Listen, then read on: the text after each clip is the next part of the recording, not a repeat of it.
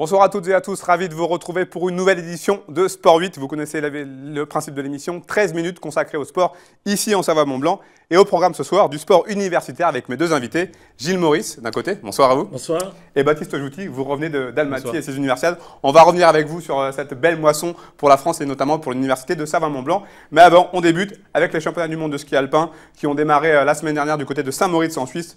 Pour le moment, malheureusement, aucune médaille à déplorer côté français, malheureusement, avec notamment une mauvaise performance d'Alexis Parturo. Ce lundi, lors du combiné, il s'est classé 10e. En biathlon, heureusement, ça va beaucoup mieux. C'est l'heure également des mondiaux, avec les mondiaux qui se passent à Orfilsen en Autriche.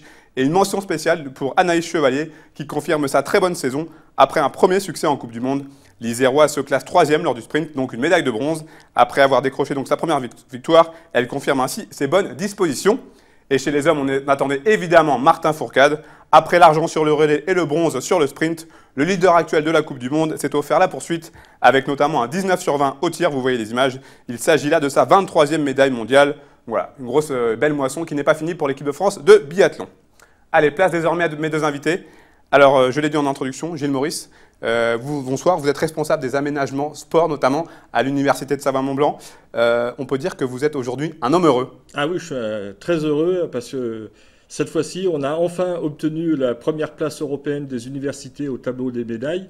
Les deux fois d'avant, on avait fait deuxième, donc on était impatients et cette fois-ci, grâce en partie à Baptiste, on a atteint cet objectif d'être la première université européenne pour les sports d'hiver. Qu'est-ce que ça vous fait justement d'être la première université ? Ah ben c'est 30 ans de travail effectué par mes collègues qui ont démarré ces sections en 1987 et puis moi ça fait une quinzaine d'années que je m'en occupe, donc c'est quand même l'aboutissement d'un dur labeur qui est justement récompensé grâce à nos jeunes. Baptiste Jouty, alors vous revenez d'Almaty avec deux belles médailles que vous avez amenées sur le plateau, deux médailles d'or en biathlon lors de la Mastart et l'individuel si je ne dis pas de bêtises. Qu'est-ce qu'on ressent quand on reporte deux médailles d'or lors de ces universiades ? Eh ben, beaucoup de fierté, beaucoup de satisfaction. Voilà, déjà, la première médaille, ça a été un soulagement. Je dirais que c'était un objectif de ramener une médaille. Donc la première, un gros soulagement, beaucoup de fierté. Et puis la deuxième qui vient parachever ce succès, c'est du bonus. Voilà. Alors, on rappelle que vous êtes le seul Français dans ce cas, dans l'histoire des universiades, si je ne dis pas de bêtises. Est-ce qu'il y a un sentiment de fierté encore plus ? Non, j'avais pas forcément regardé l'historique de cette compétition. J'avais pas d'ambition de marquer les statistiques. Voilà, après deux médailles d'or, c'est super, hein, c'est mieux qu'une. Ça fait deux fois plus de bonheur. Alors racontez-nous un petit peu ces deux épreuves-là. Comment ça s'est passé ? Eh ben, elles se sont bien passées. Je savais pas trop où me situer par rapport à cette compétition. Une première pour moi, les universiades. Donc j'y suis allé sereinement, sans objectif particulier, sans attente. Et puis des très bonnes sensations sur la piste, un tir presque parfait. Donc ça a suffi et voilà, très content de voir que ça a suffi à me placer sur la première marche du podium deux fois. Ça montre que la France, on l'a vu avec notamment Anaïs Chevalier et Martin Fourcade en biathlon, est vraiment au top niveau.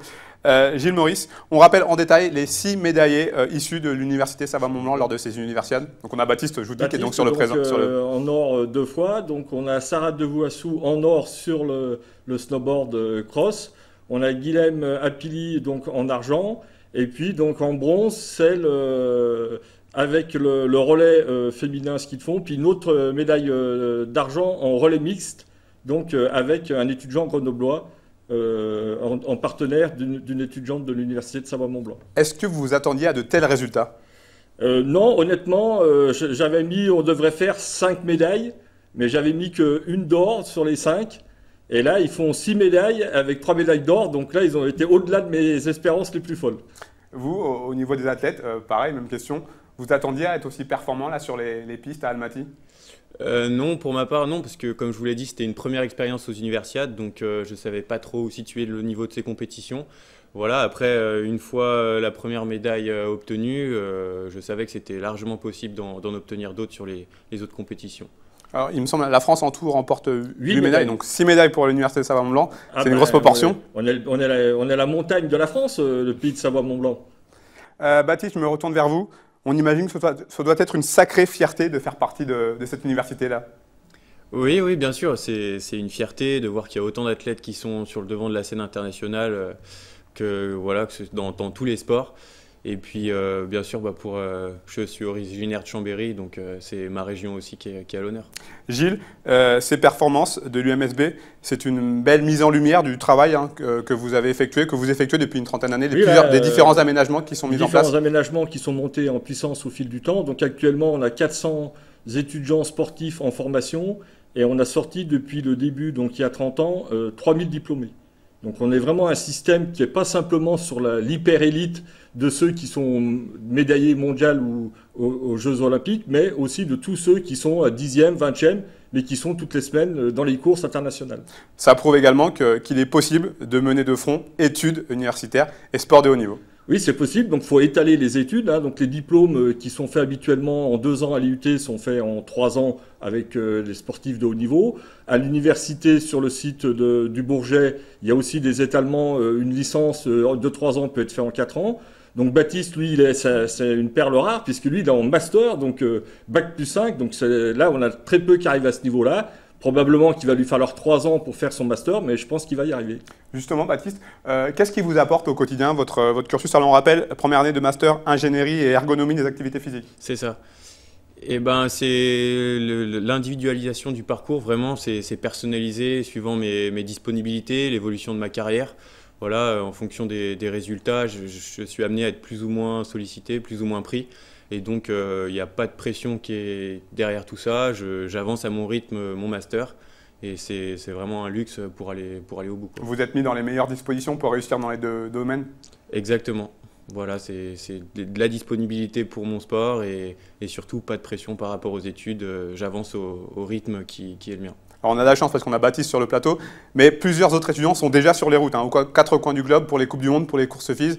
Ça prouve qu'ils n'arrêtent pas. Vous avez parlé juste avant des championnats du monde. On a 4 diplômés donc, au championnat du monde à Saint-Moritz.